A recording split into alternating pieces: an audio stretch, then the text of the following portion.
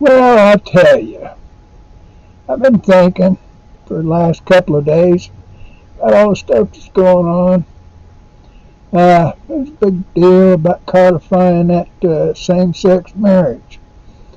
And there have been talk about codifying in the U.S. Federal government for that right to abortion. Now, it really frustrates me that we, the people, know so little about the U.S. Constitution and what the basis for it is and what unalienable rights are.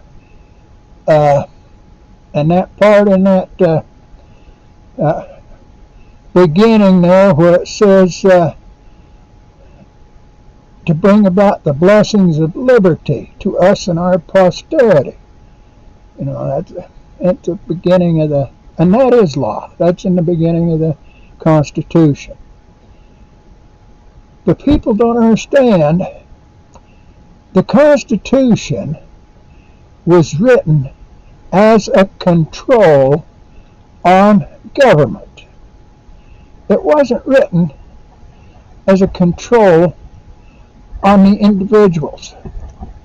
It wasn't written to control the liberty of we the people.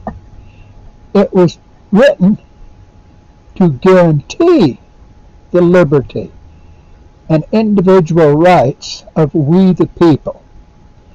A lot of people sit there and they talk about the Christian churches. Well, I have a problem with that. Now, I am a Christian. I believe in God and I believe in Jesus Christ, the only begotten Son of God. So, I'm coming from a different point. But it was God who gave us our agency. And our agency was given to us to choose in all things, at all times. That's one thing that bugs me about parents. Their kid goes out and gets in trouble somewhere, and the mother or dad will say, well, my son or my daughter, they wouldn't have done that. It was that crowd they was with. Well, no. That kid chose to be with that crowd. He exercised, or she exercised, liberty. Then, when the kids said, well, let's go steal beer and cigarettes and sit on the corner, that kid chose to go with them to steal beer and cigarettes. And then that kid also chose to sit and smoke a couple of cigarettes and drink a couple of cans of beer. Well, that's agency. Now, that's the parents' problem with that. But you see, that's what the government has no right to tell we the people in our different cultures what we can and cannot do. The cultures have the right to a democratic vote. If it's the Baptists in 14 counties in, say, Alabama, I don't know which ones are in which states, but those 14 counties, all right, they can have a democratic vote that goes along with the Baptist way of thinking. Then 7 other counties are Catholic. So they can have a democratic vote to go along with the Catholic way of thinking. And then there are atheists that control another 13 counties. I don't know how many counties there are, and I don't really care.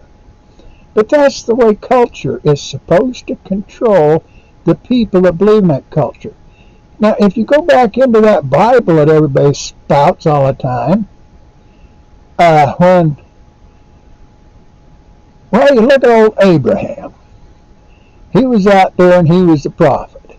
Well, he was righteous. He talked with God. Okay? God was displeased with them cities of Sodom and Gomorrah.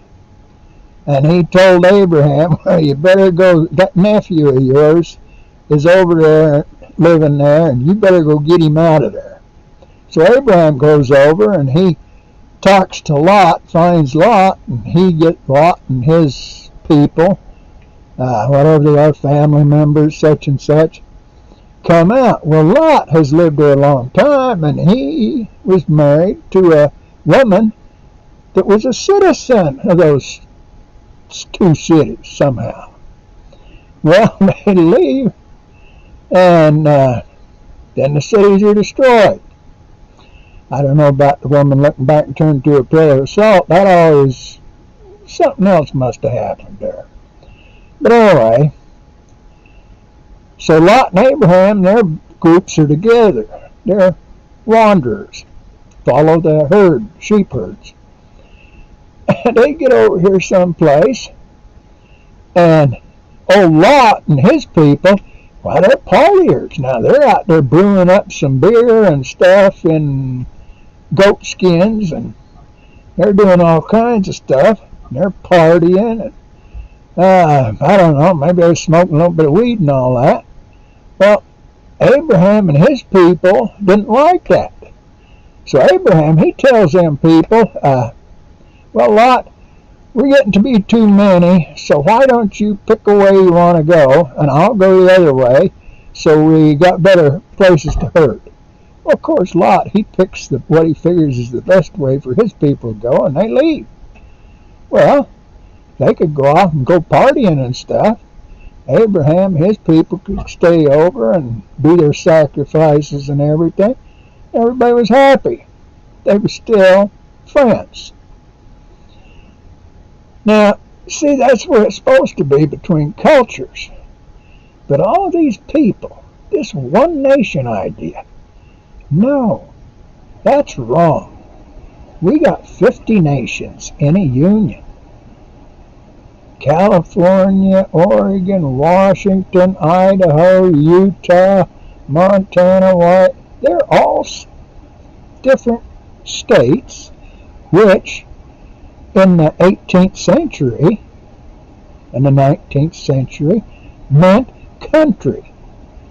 Great Britain was a state. France was a state. Spain was a state. See what I'm saying? Now, we got to have a different way of thinking about things, because I got to think about it a little bit more, but I'll be back with something else. Maybe you can think about that. What's going on that's wrong? What are we doing that's not right? If we was doing what was right, there wouldn't be so much hate and anger and trouble going on. The different cultures would have the protection that the government is supposed to guarantee. I'll talk to you later. Have fun.